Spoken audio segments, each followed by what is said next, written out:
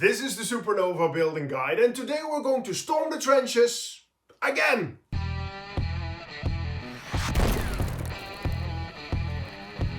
I think you already have heard about this new game, Trench Crusade, where groups of heretics and demons are trying to take over the world and defeat humanity, and the only thing standing in their way are brave armies of religious soldiers. But one thing I really like about this game is the dark vibe, the dark atmosphere it has.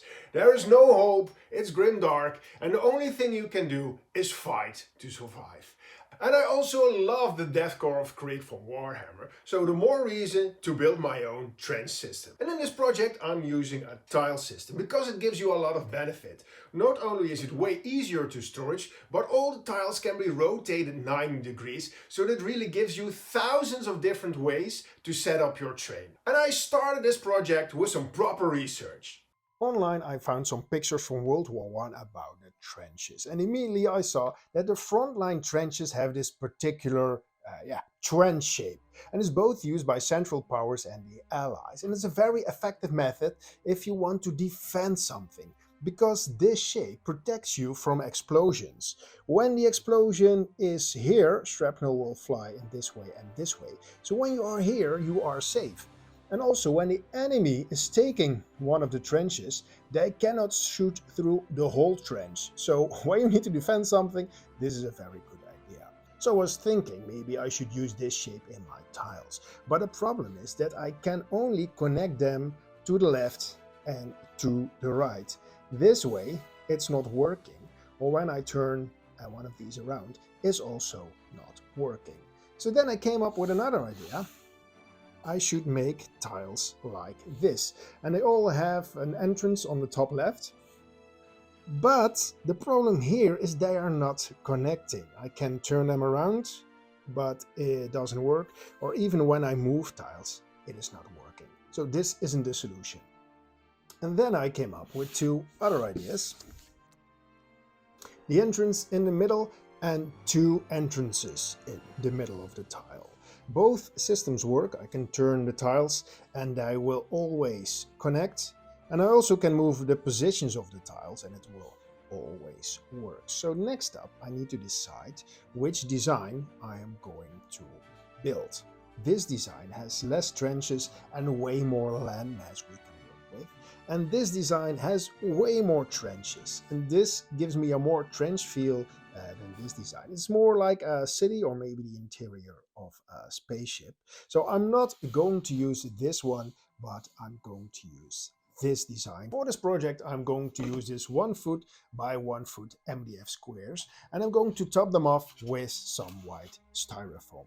And I'm not going to use the XPS foam because this stuff is way cheaper and I'm only going to use it as a filler. So next up I'm going to put all my styrofoam tiles together, and I'm going to make some interesting trench shapes, and then I'm going to cut them out with my hot wire foam cutter. The next step is to mark all the entrances on all the sides of every tile, and to do that I'm going to use this high-tech piece of cardboard. I'm going to place it in a corner, and then I'm going to mark it also on the other side. So hopefully in the end all the entrances will align with each other, and I also have a minimum of 4 centimeters, and I hope that's enough styrofoam to give it some extra stability.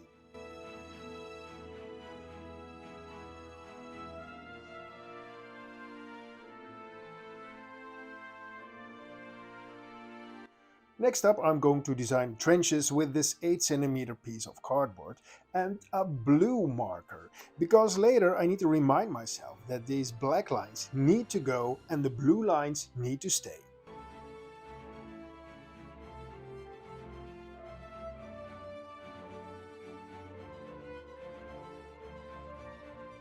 The design of the trenches is done, and I also marked all the pieces, so later I will remember where I need to put them. And next up I'm going to use my hot wire foam cutter to cut the middle part out. And I'm going to do this on an angle because in the First World War a lot of these trenches were made with these angles. So my 8 centimeter will become 6 centimeter, and with 6 centimeters I will have enough space to place 2 miniatures next to each other, and we also have some extra room to add some details.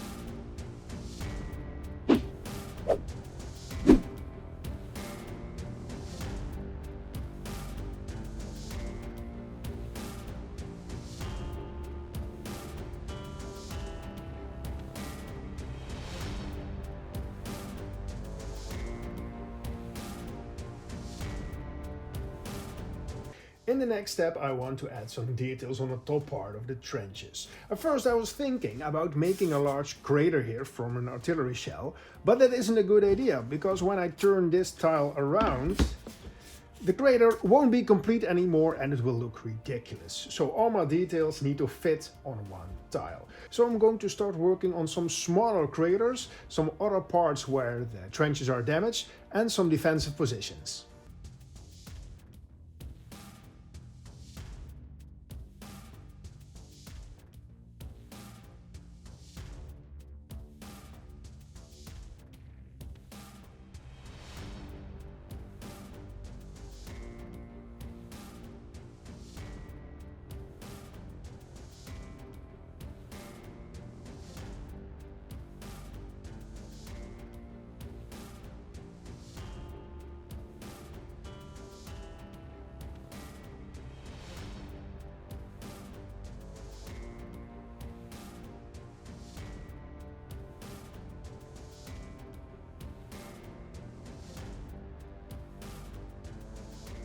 I went back online for some reference pictures for the walls and the floors of the trenches, and I found out that they used a lot of different materials like wooden planks, sandbags, sticks, poles, bricks, and in some places you can just see the dirt. And I want to integrate this also in my build, so when you have a long and everlasting war, you just use the materials you have around and improvise. I'm going to use some air drying clay to make thin 6 cm strips for the floors and 4 cm strips for the walls, and then I'm going to use some texture rollers to get some interesting details.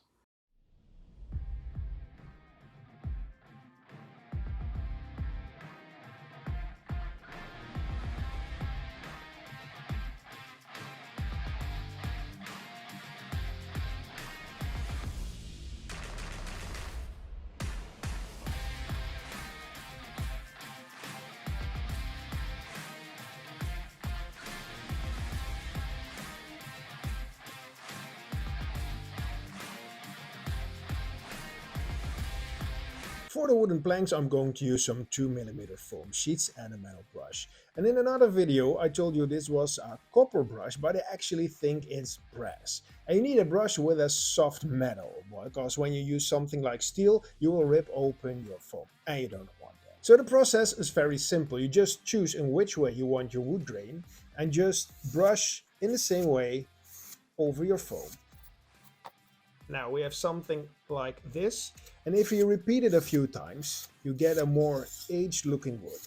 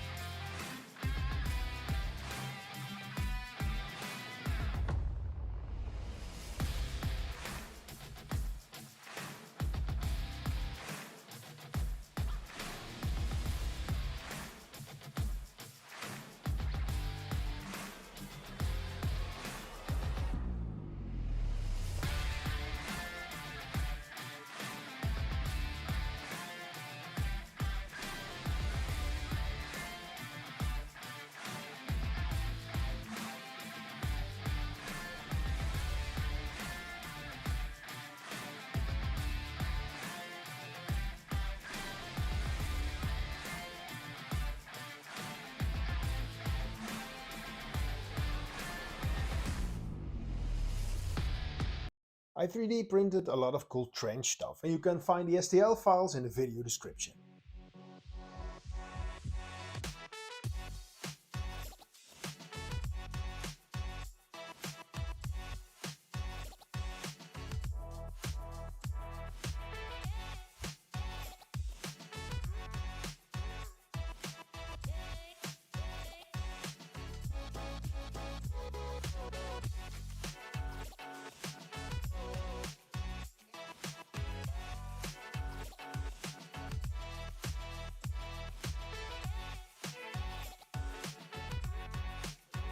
For these small shrine things, I discovered that it's way easier to cut a small hole with this foam cutter, like this.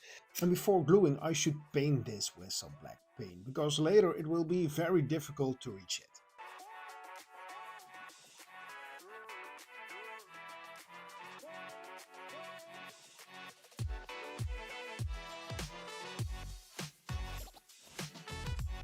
My friends, I hope you like this video so far, and if you do, please like and subscribe, because I have way more cool stuff I want to show you. Thanks!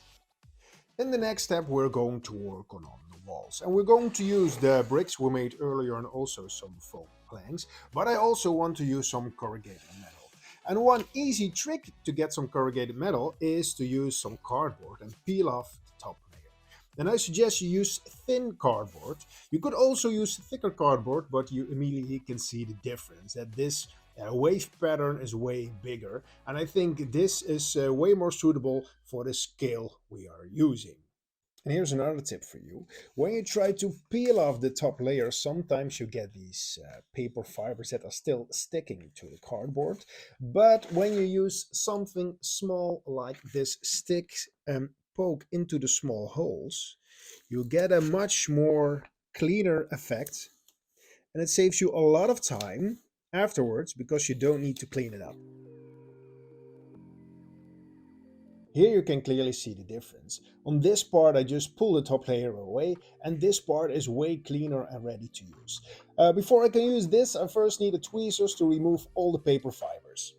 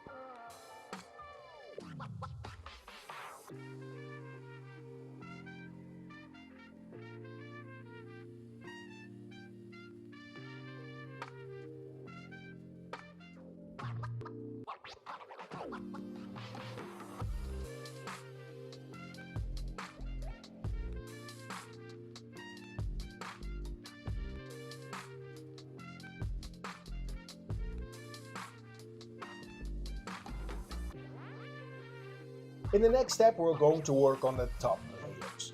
And I already made some grooves with my foam cutter, so the top layer has some extra material to hold on to. For my top layer, I want a very dark brown muddy surface. So first we need to make some mud paste. I'm going to start with some black caulk, some sand from my garden, tile grout, and some water.